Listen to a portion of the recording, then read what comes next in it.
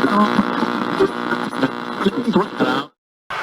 following is a presentation of the Missouri Sports Network.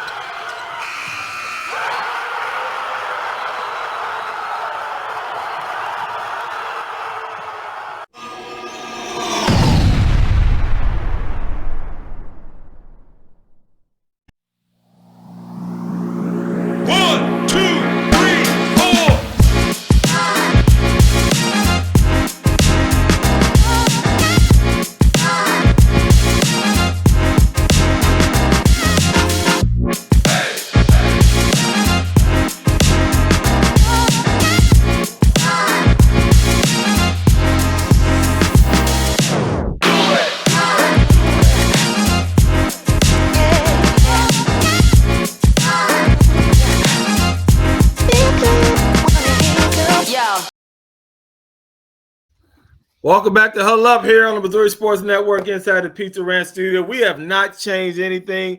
This is still Where Am I? What do you mean, where am I? Who is the jerk on this screen? Who is the bad guy?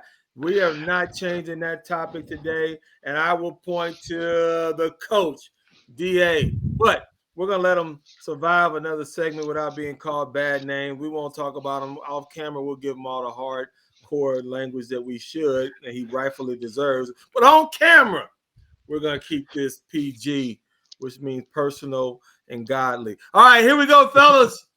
We're going to talk about a little bit of the NFL draft that'll be held in Kansas City.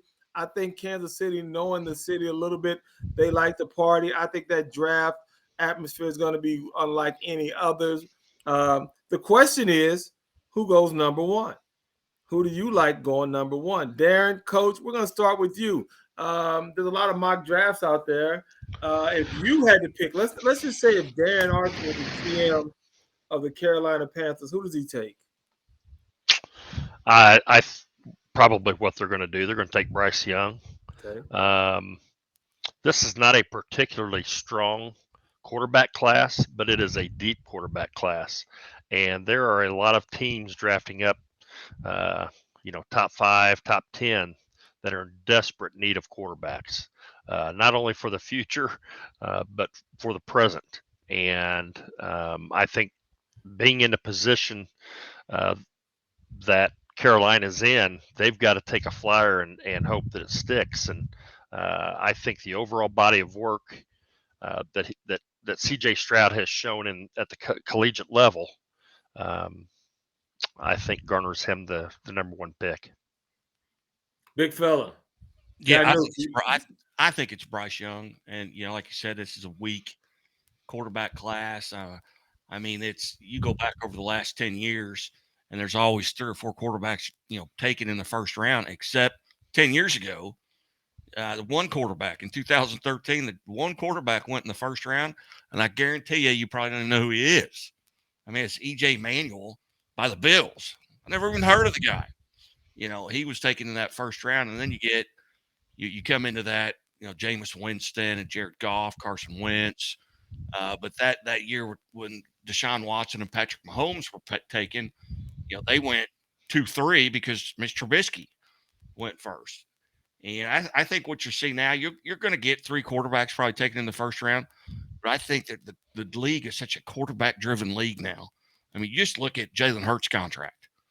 I mean, this is a guy who was benched in the national championship game by Alabama, and just what he's been able to overcome. And he outperformed Patrick Mahomes in the Super Bowl. And and he made a lot of money. He's the highest paid player ever now. And I think it's just a quarterback league. But there are a lot of great quarterbacks in the league right now. And even though Lamar Jackson can't find a place to play with, which baffles me, a former MVP, and he'd be in the top 10. But I think it's Bryce Young going number one. Well, I think, and I told you guys, we can talk about this, we can debate it, but these are some facts that I've always noticed. Alabama quarterbacks do not do well.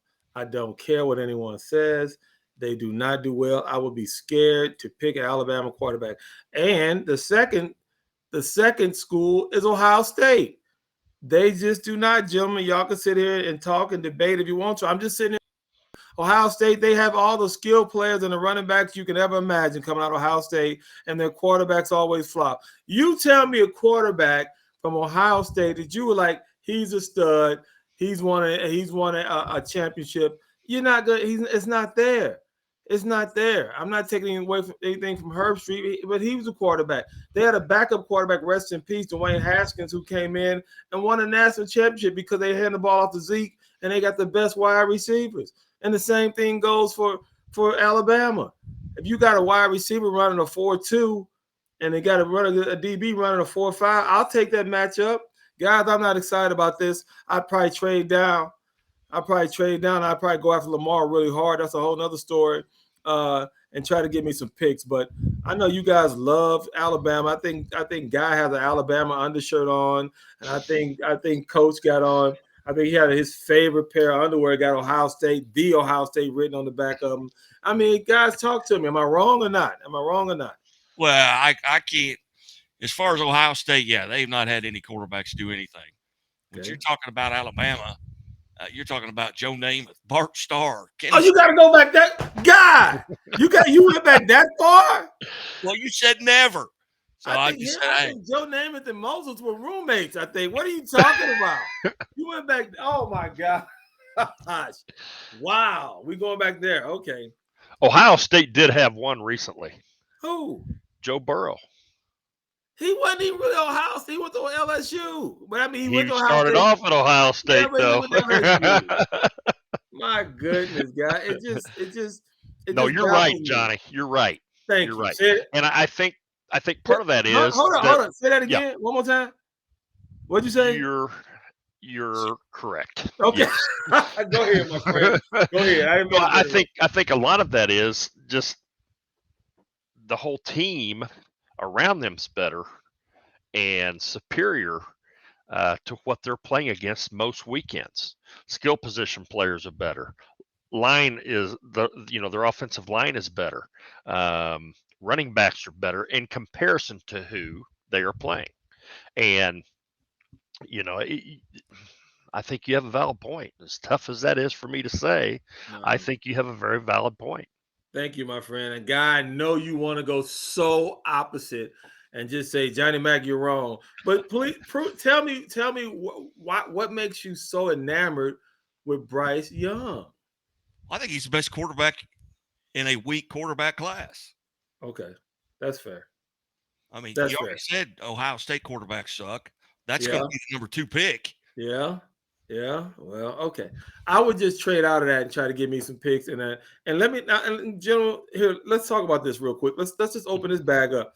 Lamar Jackson does not have an agent. His mom was representing. I'm not really sure.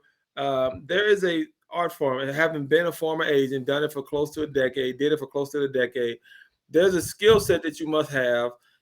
First, you better have thick skin. Secondly, there's a skill set you must have when you're negotiating at times, because you don't want that player to hear everything that's going out there.